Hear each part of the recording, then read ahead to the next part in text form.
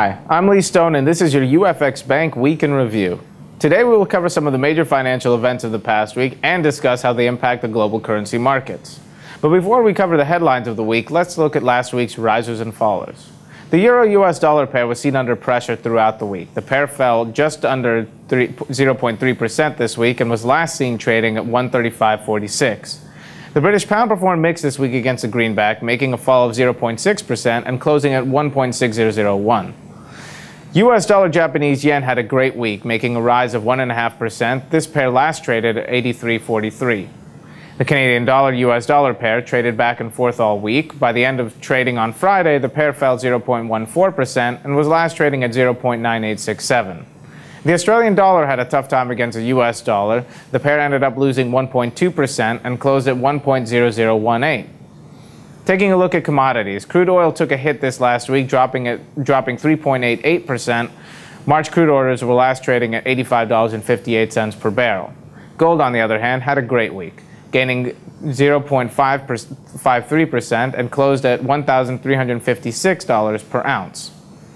In news this week, the stock exchange of Egypt has remained closed since January 27th because of the political unrest. But now, after the resignation of Hosni Mubarak, it is expected that the stock exchange will reopen on Wednesday.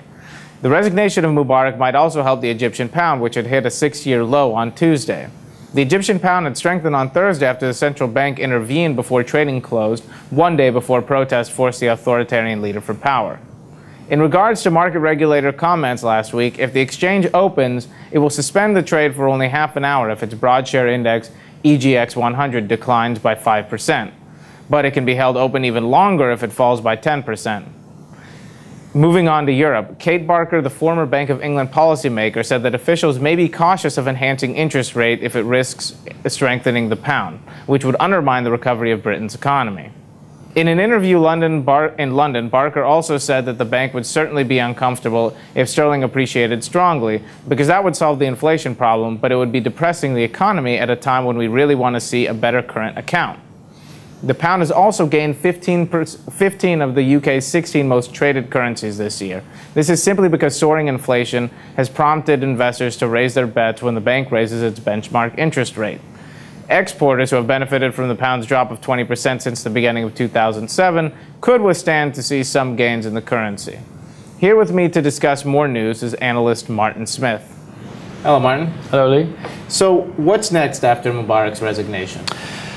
Well, the president's decision to hand power to the military certainly boosted stocks around the world on Friday, as hopes grew for a peaceful transition of power.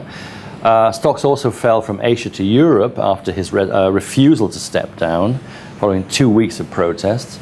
This fueled concerns that the political standoff was a long way from being resolved, and this in turn hurt, of course, investor appetite for higher yielding assets.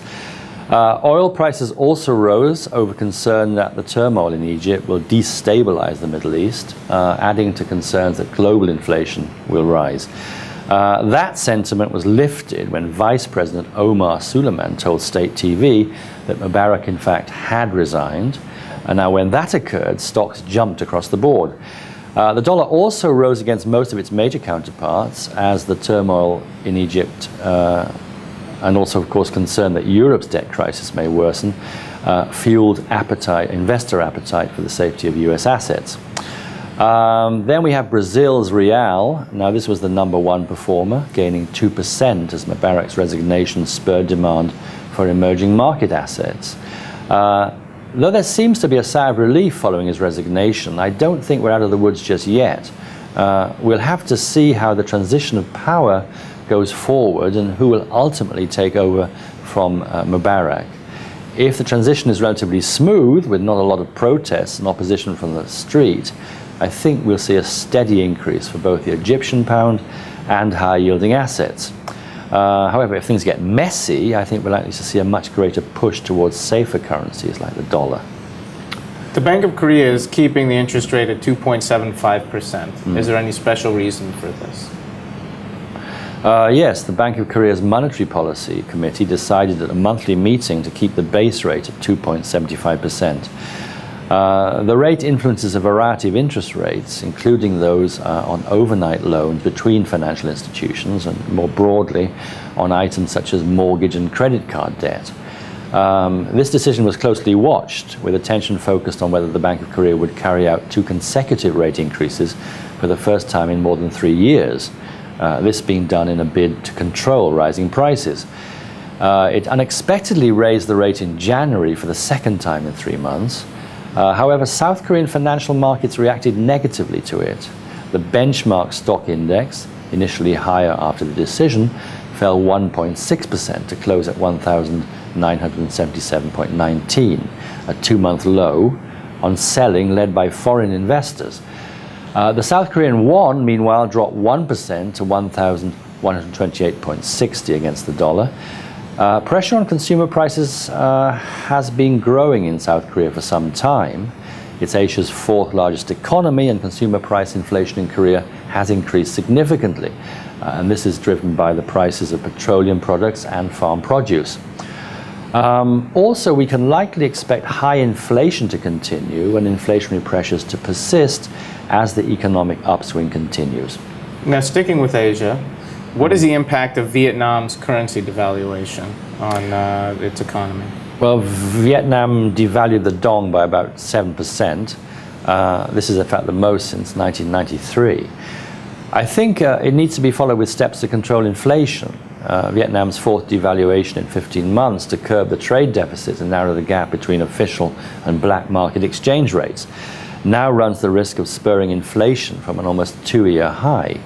So for this reason, I think the IMF yesterday called for steps to check price gains, calling for the central bank to have increased interest rates at the same time, which is not the actual case. However, I think the devaluation alone does not solve the fundamental problem, which is a lack of domestic confidence in their own currency, the dong. Thank you very much, Martin. We hope you enjoyed our weekly review, and we hope you will join us next week. Until next time, be sure to visit us at UFXBank.com for simple, safe, and secure trading. You can follow us on Twitter and Facebook. To submit questions to our weekly broadcast, please email your questions to Martin Smith at askthebroker@UFXBank.com. For UFX Bank, I'm Lee Stone. Good luck and happy trading.